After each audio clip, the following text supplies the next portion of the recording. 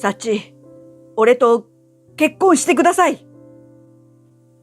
震える彼の手の中で一粒のダイヤがキラキラと光っていた。胸の奥から感情があふれて視界がぼやけてゆく。はい、よろしくお願いします。私の薬指にはダイヤが輝き、愛する人は照れたようにはにかんでいた。私の名前は福本幸。プロポーズのことを思い出して、その幸せな思い出に浸っていた。あの時は私の人生で2番目に幸せな瞬間だった。当時の私は服飾系の専門学校を卒業して、とあるアパレルブランドに入社したばかりだった。最初は出来上がったデザインを具現化するパタンナーという仕事のサポートから始まり、だんだんと責任ある仕事を任せてもらえるようになっていった。そして晴れてデザイナーとして仕事を任せてもらえるようになったのは入社から6年が経った時だった。長年夢見ていた仕事に全力で打ち込み、家に帰れば愛する人と過ごす。ただいま。おかえり。ご飯できてるよ。やった。腹ペコだったんだ。私も忙しかったけれど、夫に喜んでもらいたくて、一生懸命家事を頑張っていた。うん、美味しい。サチの作るご飯は世界一だね。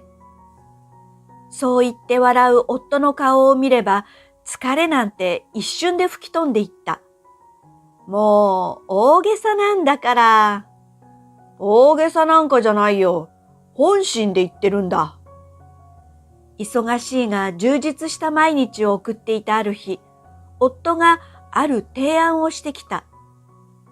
なあ、サチ、俺たちそろそろ子供が欲しくないか？実は私も夫も子供好きで、付き合っている頃からいつかは子供が欲しいねと話していた。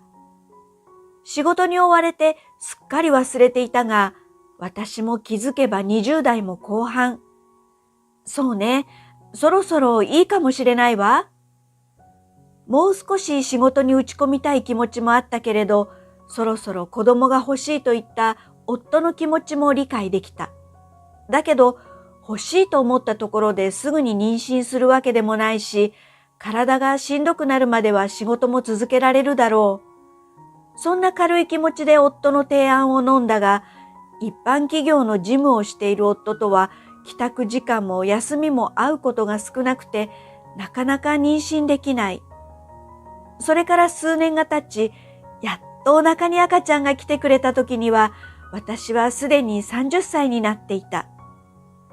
すみません部長、体調が。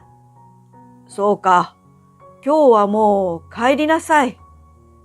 申し訳ありません。ギリギリまで仕事をしたいと思っていたが、思っていたよりもつわりがひどく仕事どころではなくなってしまった。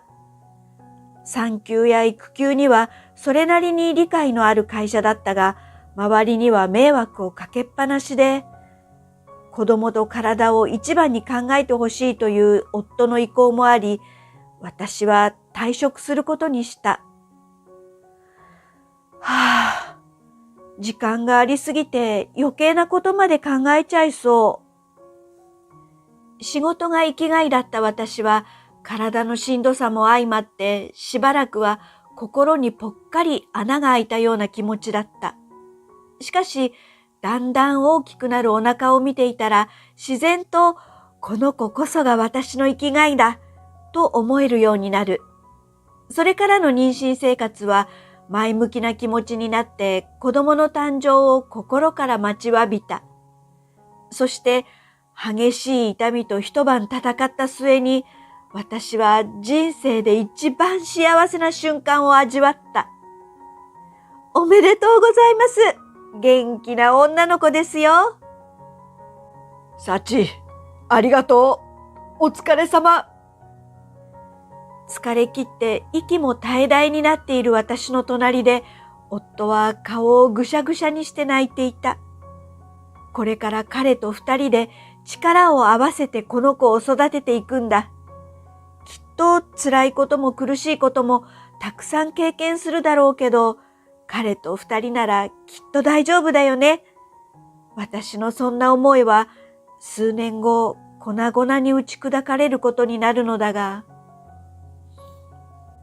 あら、ももか、またお絵かきしてるの？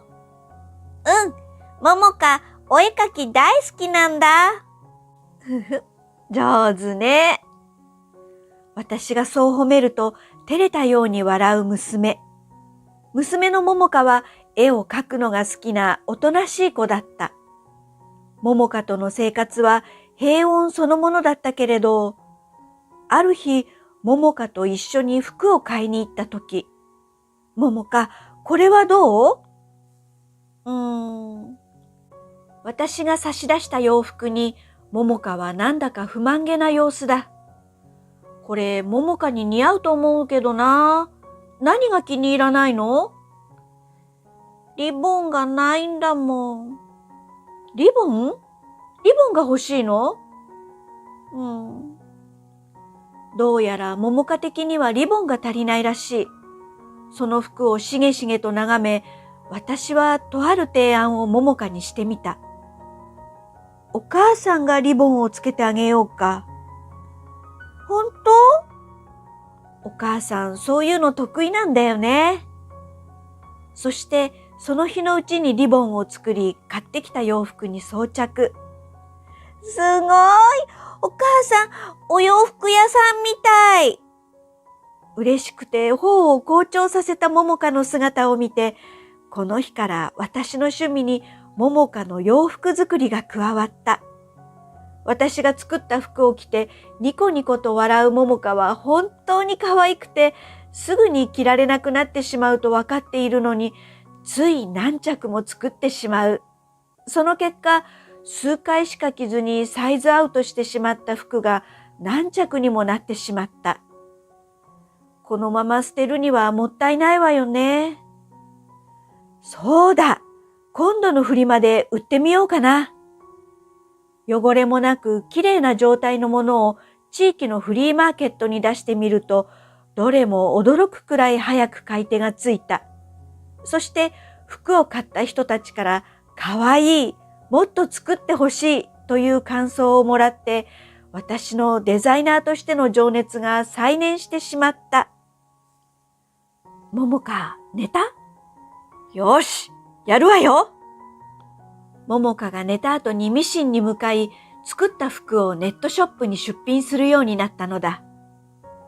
この頃から夫は飲み会だ残業だと言って、だんだんと帰りが遅くなっていったが、子育てと洋服作りの両立で手一杯だった私は気づきもしなかった。ネットショップは子供服を中心に展開し、半年で夫の扶養から外れることになり、開業して1年後には売り上げが夫の給料を上回るほどに成長した。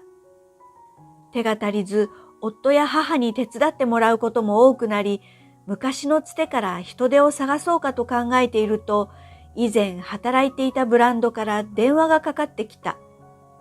もしもし、大川くん？久しぶりじゃない。元気にしてる？元気だよ。そっちはどう？電話口から聞こえてきた声の主は会社の同期だった大川くん。一緒にパタンナーの仕事をしながら、いつになったらデザインさせてもらえるんだってよく愚痴ってたっけ。俺たちの実力を上は分かってないんだ。このままじゃ会社に飼い殺しにされちまうよ。酔っ払って泣きわめく大川くんを私はよく慰めていた。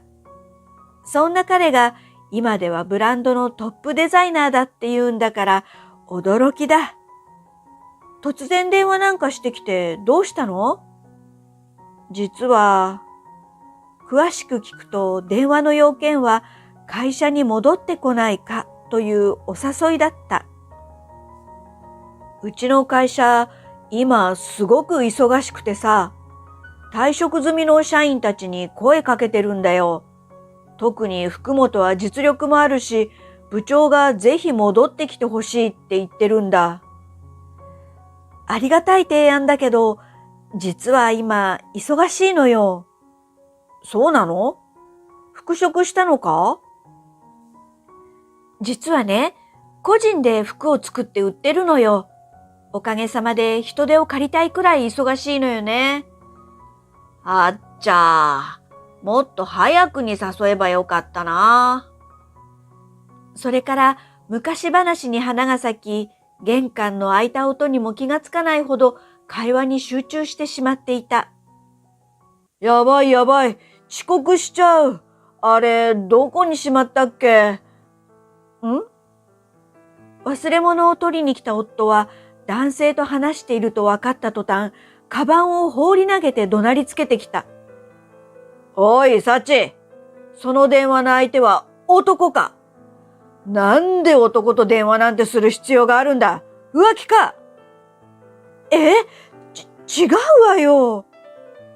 今まで一度も見たことがない夫の血走った目に体がすくんだ。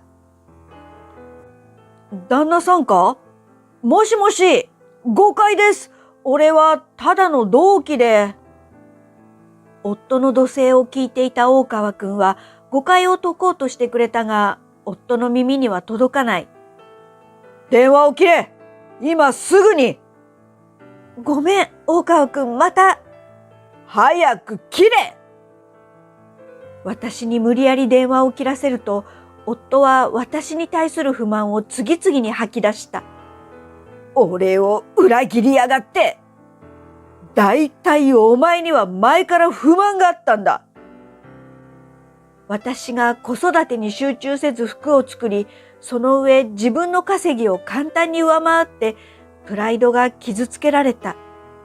そもそも同じ専門学校に通っていたのに、自分は一般企業の事務職しか受からず、私は希望したブランドに就職したこともコンプレックスだった。そんな内容を夫は怒りに任せて震える声で叫んでいた。その日以来、私たち夫婦は何度も話し合いを重ねた。浮気は誤解だって分かったでしょ？俺はまだ疑ってるからな。それに、もし本当に浮気してないとしても、もう前みたいには戻れない。そんな。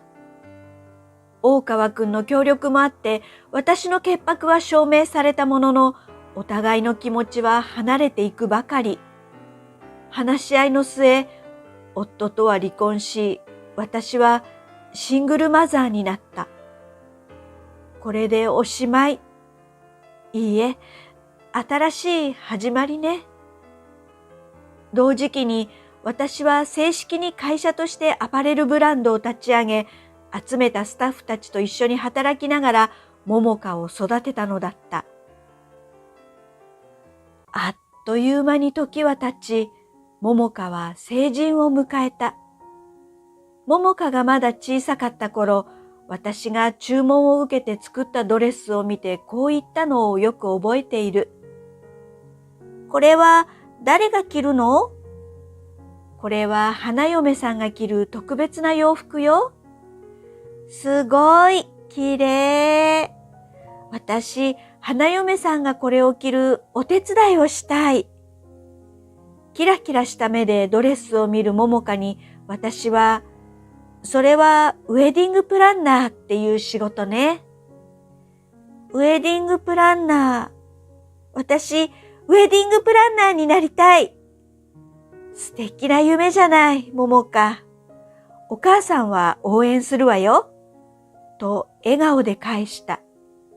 そして、桃香は大人になり、ウェディングプランナーになるという長年の夢を叶えたのだ。親バカかもしれないけれど、小さい頃の夢を叶えるなんてとても立派な娘だと思う。そんな桃香がある日の夜、真剣な顔で話しかけてきた。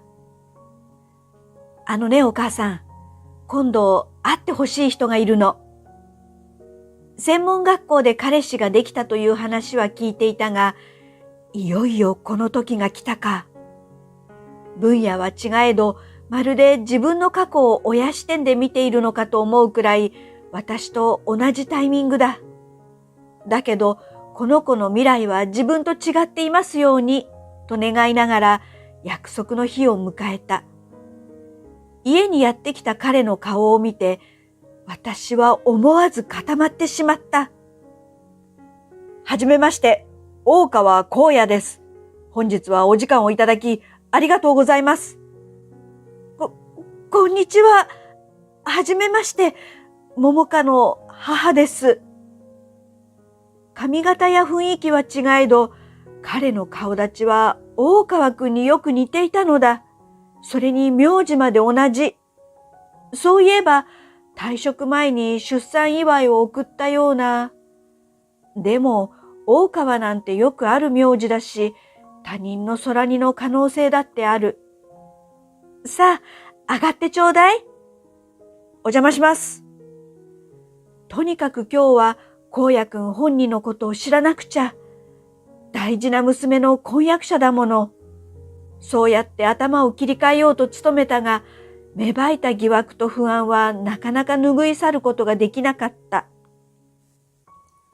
桃香さんとは同じゼミだったのがきっかけでお付き合いを始めたんです。そうそう。こうやっては寝坊して遅刻ギリギリでゼミに来たんだけど、カバンも何もかも忘れちゃってて、私がノートと筆記用具を貸してあげたのがきっかけだったのよね。そのことは忘れてほしいんだけどな。そう言って笑う光也くんは明るく爽やかな好青年で、桃香のことを大切に思っていることが言葉の端々から感じられた。二人を応援したい。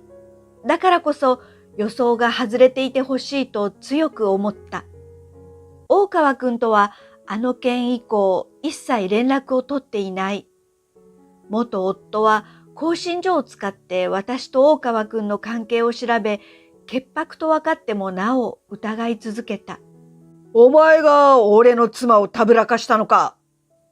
そして大川くんの家に押しかけて奥さんに根も葉もない嘘を吹き込んだのだ。来る日も来る日も訪ねてきては同じように話し、一緒に二人を訴えようといった趣旨の手紙まで送っていた。いつしか奥さんは元夫の話は本当なのではないかと疑うようになり、夫婦の間に溝ができてしまったと聞いた。もし光也くんが大川くんの息子だとして、桃香が私の娘だと知ったら、奥さんはどう思うかしら。きっといい風には思わないでしょうね。私が息子の義理の親になることを嫌がって、桃香との結婚を反対するかもしれない。桃香に離婚した時の状況は話してあるけど、でっち上げられた浮気相手の名前までは伝えていなかった。もし破談になってしまったら、桃香は私を恨むだろうか。大川くんの連絡先は消してしまったけれど、名刺は探せばどこかにあるはずだ。大川くんに連絡して光也くんの父親か確かめなきゃ。でも、もし本当に父親だったら、私たちのせいで大川くんが奥さんと別れてたら、その責任を私は取れるのだろうか。大川くんに連絡する勇気が出ないまま月日は過ぎていく。そして2ヶ月後、とうとう光也くんのご両親と対面する日が来てしまった。立派な料亭ね。どうしたのお母さん。緊張してるの？まあ、大丈夫だって。荒野のご両親はとてもいい人だから。事情を知らない桃香が私を勇気づけるように笑顔を浮かべる。だけど私は曖昧な笑顔で返すしかできなかった。そして案内された料亭の一室に入ると、そこには想像した通りの人物が座っていた。久しぶりだな。今日はよろしく頼むよ。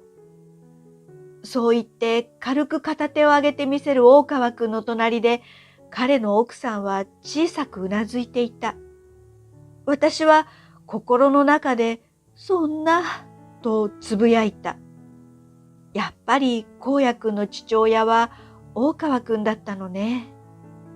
奥さんの様子をちらりと見て、私のことを快く思っていないんだろうかと不安に駆られる。お母さん知り合いなの？後で詳しく話すわ。不安を抱えつつ席に着くと、奥さんがおずおずと口を開いた。福本さん、あの時は本当に申し訳ありませんでした。奥さんは深く頭を下げ、目にハンカチを当てている。どういうことですか？まさか謝られるなんて思ってもいなかったから、あっけに取られてしまった。頭では主人にやましいことなんてないって分かっていたんです。でも、繰り返し同じ話を聞かされて、だんだん何が真実なのか分からなくなってしまって、夫を心から信じられなかった私の落ち度です。奥さんは声を震わせ、ハンカチをぎゅっと握りしめた。あの時、彼女は私に復職の話があることを大川くんから聞いていたが、それが余計に元夫の妄言に信憑性を持たせてしまったのかもしれない。後に私の復職がなくなったと聞いて、奥さんは自分のせいではないかと思ったらしい。自分が二人の関係を疑ってしまったために、これ以上事態が悪化することを避けて復帰を諦めたのかもしれないと。そうだったんですか。ですが、気に病む必要はありませんよ。実は、私はゆっくりと夫との顛末や自身のブランドのこと、大川くんについて知っていることを話した。ご主人はいつも奥様を褒めていましたよ。気立てがよく穏やかで、花がよく似合うかわいい人だと。大川くんは昔からよく奥さんの話をしていた。俺の奥さんは世界一可愛くて優しい人なんだ。気遣いもできるし、めったに怒らないし、俺にはもったいないくらいの人だよ。人前でもこのくらいは平気で言うので、社員の一部は大川くんのことを嫁バカと呼んでいたのは内緒だ。そんな愛妻家の彼が奥さんの不安を取り除くために精一杯努力するだろうことは分かっていた。私自身もそうしてあげてほしいと思ったから、大川くんとは連絡を絶ったのだ。だからそんなに気に病まないでください。むしろ私の方こそすみませんでした。いろいろとご迷惑をおかけしてしまって。そんな、それこそ気に病まないでください。あの時は仕方なかったんです。福本さんも大変だったでしょう？まだ小さいお子さんを抱えて大変な思いをしながら会社を経営して、とても立派です。その言葉を聞いて、私は思わず泣きそうになってしまった。ずっと気がかりだった大川くん夫婦がこうして仲良く並んで座っている姿を見れたこと、そしてあの当時誰にも相談できず大変な思いをしていた私だったけれど、それに気づいてくれていた人がいたという事実に、いろいろありましたけど、今回の件は良いご縁だと思っているんです。子供たちにとっても、私たちにとっても。ハンカチを握りしめる奥さんの拳に、私はそっと自分の手を重ねる。初めて彼女が笑ってくれた。私も大川くんも、そして子供たちも同じように笑みを浮かべた。そうして私たちの過去は完全に清算され、改めて若い二人を祝福した。後で聞いた話だが、荒野くんはあの時の話を事前に聞かされていたらしい。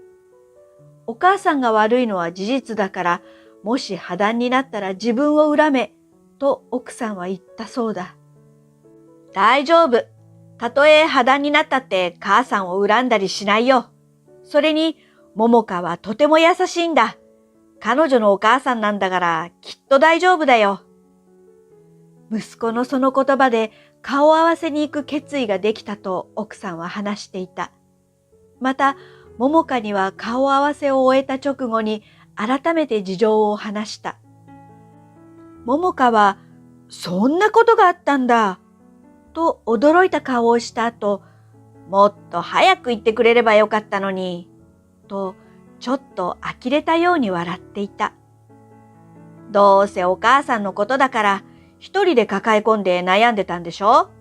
これからは私にすぐ相談してよね。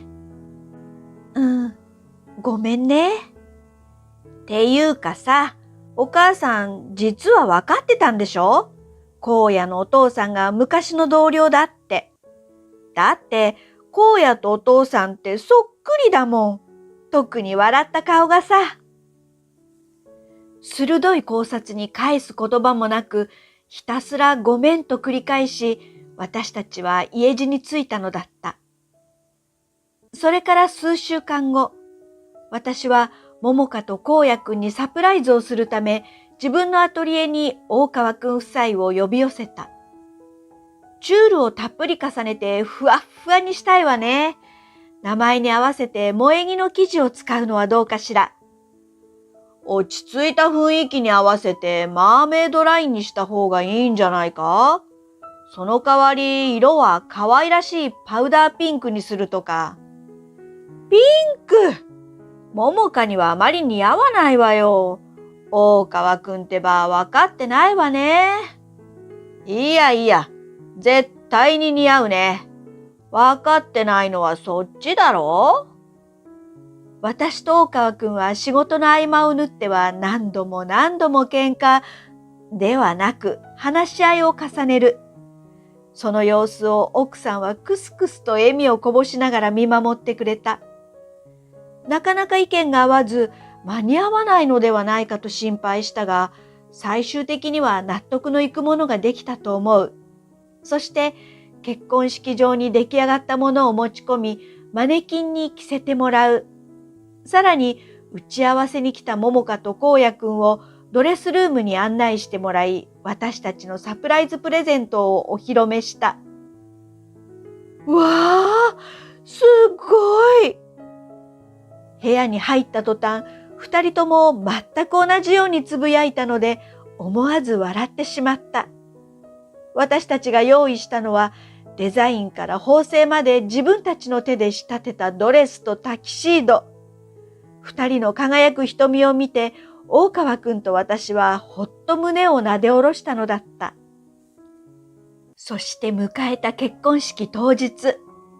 暖かな日差しが降り注ぐ中、私の宝物は人生で一番輝いていた。私の娘は満開の桜のような淡いピンク色のドレスを着て、愛する人の隣で笑っている。荒野くんは父親が手がけた服を着たことがなかったらしく、なんだか緊張した面持ちだ。荒野、とっても似合ってるわよ。桃香こそ、世界で一番綺麗だよ。人前なのに全く恥ずかしがらず、桃香に素敵な言葉を送る荒野くん。どうやら彼はしっかりと大川くんの血を引いているようだ。あまりにもまっすぐに褒めるので、桃香は顔を真っ赤にして照れてしまっている。もう、こうやったら。耳まで真っ赤にしながらも幸せそうに笑う桃香。そんな二人を見ながら穏やかな笑みを浮かべる私。大川くんも奥さんもとても幸せそうな笑顔を浮かべていた。私はそっと胸に手を当てる。私の結婚は最後まで幸せという結末にはならなかった。だけど、桃香という素晴らしい宝物を手に入れることができた。桃香と荒野くんには私と同じ道をたどってほしくない。最後までずっと二人で手を取り合っていける夫婦になってほしかった。